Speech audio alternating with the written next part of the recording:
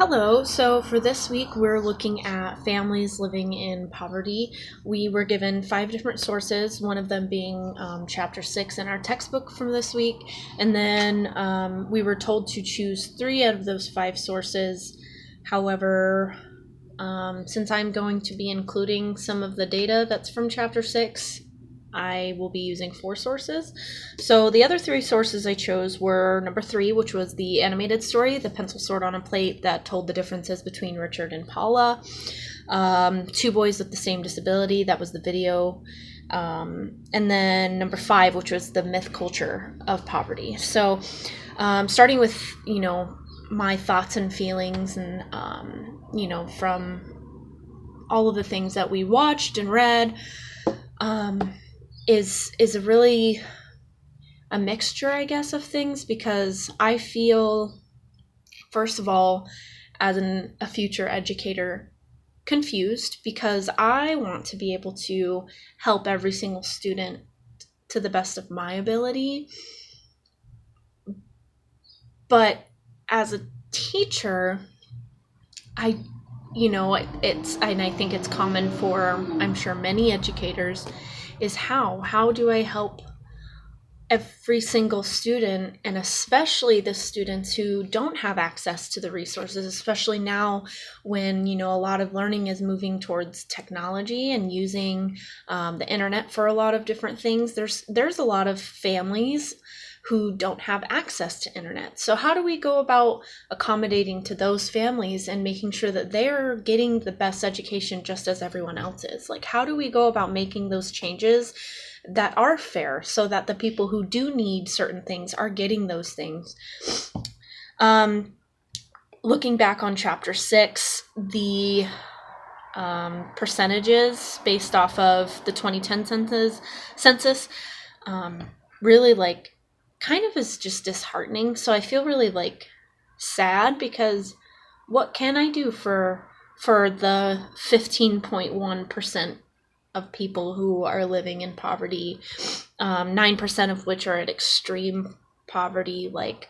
It's almost like a helplessness, because you want to do so much, but your scope is limited. And that's how I feel.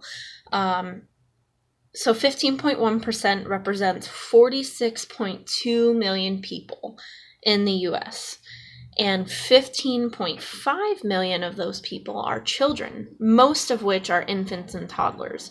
So when we think about, getting enough nutrition, getting enough sleep, getting enough love,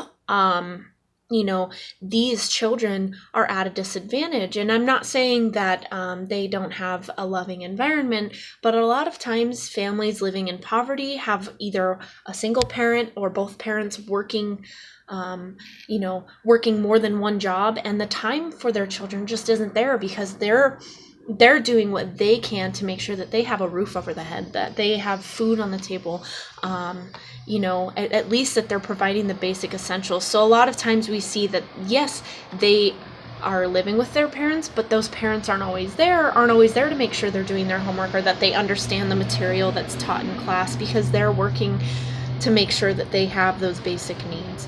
And that brings me to the animated story, The Pencil Sword. We see Richard and Paula. Richard, who basically gets handed everything on a silver platter, which it kind of makes a joke at the end. And then we have Paula, and starting right from the very beginning, as toddlers, we see Richard has all these books, toys, food. He basically never wants for anything, because he already has it. And then you have Paula, who, is getting sick all the time, and, she lives in a house with a bunch of other people, and those early developmental stages of their life, it's so important that they are getting what they need. And we really see those differences right off the bat, and as they continue, and like I was saying about parents working both jobs, is and we see on the left side, Richard's parents will do anything for their baby, and it's them doing their homework with him, sitting down with him at the table. But then on the right hand side, we see, and so will Paula's, and that's why they're working 2 jobs, because they would do anything for their children, and that's why they have to work. So, and then we see like just the differences between schooling. We have Richard who has, he lives in that wealthier neighborhood. So they have, when we think of like property tax, the fundings and things like that goes towards the school. They have what they need. They have better resources. They have higher qualified teachers, happier teachers. And then we have Paula who, we have an underfunded school, teachers who, are tired, don't really want to be there. And she's just getting that short end of the stick, when in reality, you think about Richard and Paula, and at the age that they're at, they don't have control over the situation that they're in.